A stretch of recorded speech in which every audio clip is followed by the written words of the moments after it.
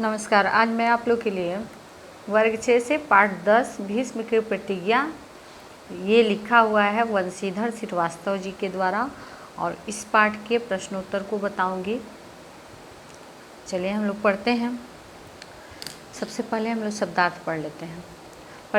प्रतिज्ञा मतलब शपथ, सामंत मतलब जमींदार, श्रेष्ठ मतलब उत्तम, पारंगत मतलब निपुण, अस्त्र माने फेंक कर चलाया जाने वाला, फेंक कर जो चलाया जाता है उसको अस्त्र कहा जाता है और जो हाथ से चलाया जाता है उसको शस्त्र कहा जाता है। अस्त्र मतलब होता है जो तंत्र मंत्र द्वारा फेंक करके चलाया जाता है, जैसे चक्र हो गया, दूर से जिससे युद्ध किया जाता है उसको अस्त्र कहा जाता है।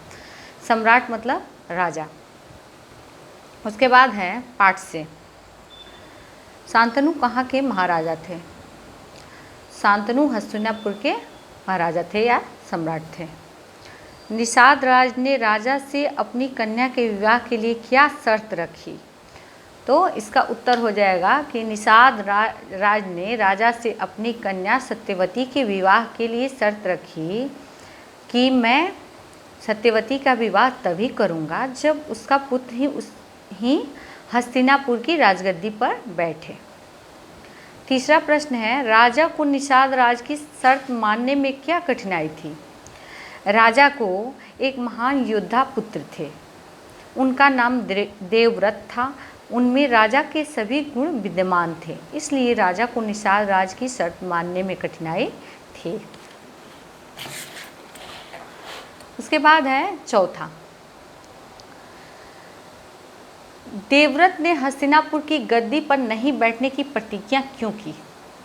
देवव्रत अपने पिता को सुखी और खुश देखना चाहते थे। वे एक पितृभक्त पुत्र थे, इसलिए उन्होंने हस्तिनापुर की गद्दी पर नहीं बैठने की प्रतिज्ञा की। देवव्रत का नाम भीष्म क्यों पड़ा?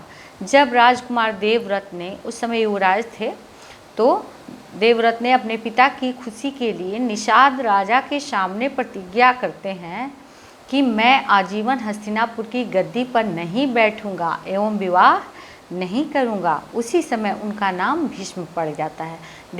सभी देवताओं ने उनका नाम, इतनी कठिन प्रतिज्ञा लेने पर इनका नाम भीष्म रख देते हैं। उसके बाद है छठा और सातवां, मैं किताब में ही दिखा देती हूँ। छठा प्रश्न है, देवव्रत ने दासराज की शर्त क्यों मान ली? सही कथन के आगे सही का निशान लगाइए। तो इसमें 4 है, जिसमें है वह राजा नहीं होना चाहते थे, उन्हें निषाद राज को प्रसन्न करना था, वह ब्रह्मचारी बनकर यश कमाना चाहते थे, वह अपने पिताजी को सुखी देखना चाहते थे। इसमें हो जाएगा, ये सही हो जाएगा घ, वो अपने पिताजी को सुखी देखना चाहते थे। उसके बाद है मिलान करें। तो शांतनु क्या थे? हस्तिनापुर के सम्राट थे। भीष्म जो है वो हस्तिनापुर के युवराज थे उस समय। दासराज जो है, दासराज निषादों के राजा थे। सत्यवती जो है वो दासराज की पुत्री थी। अब आगे है पाठ से आगे, अगर आप भीष्म की जगह होते तो क्या करते?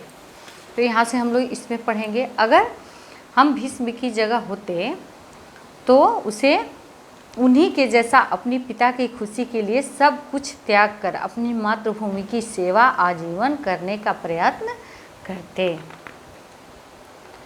उसके बाद है दूसरा प्रश्न है, इस एकांकी का कौन सा पात्र आपको अच्छा लगा, क्यों?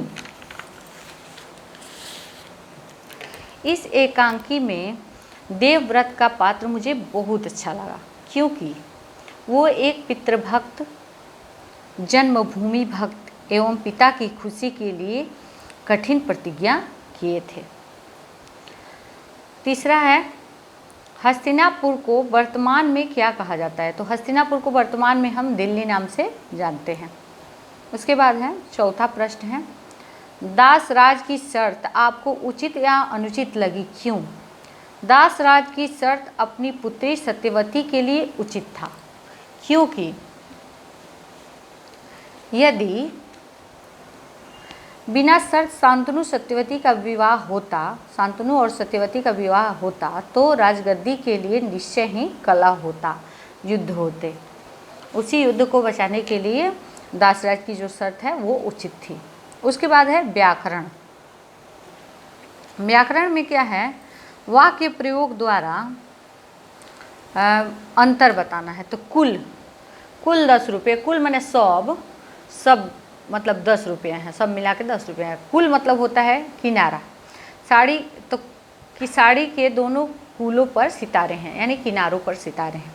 सौभाग्य, तो सौभाग्य माने होता है किसी चीज़ का भाग्य का उदय होना, तो मानव जीवन मिलना सौभाग्य की बात है। दुर्भाग्य माने किसी चीज़ के चलते भाग्य खराब हो जाना। काम बंद होने से मेरा दुर्भाग्य आरंभ हो गया। उसके बाद है अस्त्र। अस्त्र माने होता है चक्र एक अस्त्र है। चक्र जो होता है वो दूर से चलाया जाता है, तो वो एक अस्त्र है। शस्त्र, गदा एक शस्त्र है, क्योंकि उसको हाथ से पकड़कर और फिर युद्ध किया जाता है, इसलिए वो शस्त्र हो गया। अब चलिए हम लोग देखते हैं पुरी। पुरी माने जगह को भी कहा जाता है, तो अयोध्या नगर को अयोध्यापुरी भी कहा जाता है। पूरी माने पूरा सब, पूरी पूजा की व्यवस्था पूरी हो गई। उसके बाद है सेवा।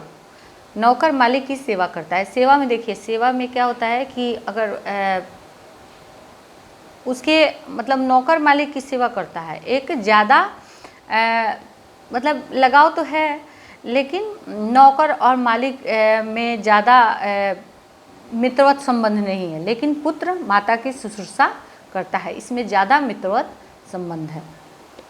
उसके बाद है निवास स्थान में योजक चिन्ह लगे हुए हैं। योजक चिन्ह होता है जो दो शब्दों के बीच में लगाया जाता है, उसको कहा जाता है योजक चिन्ह। तो इसी तरह के उदाहरण को पाठ से चुन कर लिखिए। देखिए क्या होता है, योजक चिन्ह होता है जिन पदों के दोनों खंड जो होते हैं वो प्रधान होते हैं, वहाँ योजक चिन्ह लगाया जाता है। जैसे निवास भी मान लो कि प्रधान है, स्थान भी प्रधान है, तो इसके बीच में भी लगाया जाता है। दो विपरीतार्थक शब्द रहता है, उसके बीच में भी लगाया जाता है, जैसे पाप पुण्य, सूर्य चंद्र, उसमें भी योजक चिन्ह इसके बीच में देखो लगाए हैं, तो ये भी लगता है। उसके बाद जब दो शब्दों में से एक सार्थक हो और एक निरर्थक हो, तभी भी वहाँ पे योजक चिन्ह का प्रयोग होता है। जैसे अनाप शनाप, उल्टा पुल्टा, ये सब चीज़ में भी योजक शब्द लगाए जाते हैं। तो मैंने इतना आप लोग को लिखा है, जैसे निवास स्थान, नारी रत्न, सूर्य चंद्र, भरत कुल, भीष्म देवव्रत, देवता तुल्य, स्नेह सूत्र, साफ साफ, तो ये सब आप लोग को और मिले तो और भी लिख सकते हैं इसमें। उसके बाद है कि उदाहरण के अनुसार लिखिए। जैसे एक दे दिया हुआ उदाहरण है, महाराज, युवराज, निषाद राज, दासराज, तो उसी तरह सत्यवती, दुर्गावती, कर्णवती, मायावती, हस्तिनापुर, मुजफ्फरपुर, दानापुर, समस्तीपुर, द्वारपाल, भंडारपाल, धर्मपाल, देवपाल, राजा रानी, माता पिता, चाचा चाची, भैया भाभी, इंद्रपुरी, जनकपुरी, लंकापुरी, काशीपुरी। तो ये आप लोग का व्याकरण था। और उसके बाद है कुछ करने को, इस एकांकी का अभिनय करना है बाल सभा में, और महाभारत में कुछ महारथियों के नाम मालूम कीजिए। तो उसमें कौन कौन था, दुर्योधन था युधिष्ठिर से, भीष्म पितामह थे, और कौन था, अश्वत्थामा थे, गुरु द्रोण थे। तो इन लोगों के आप लोग को नाम लिखना है। भीम, अर्जुन, नकुल, सहदेव, ये सभी लोग महाभारत के महारथी थे। तो इसको आप लोग दोनों इसको बनाइएगा। धन्यवाद।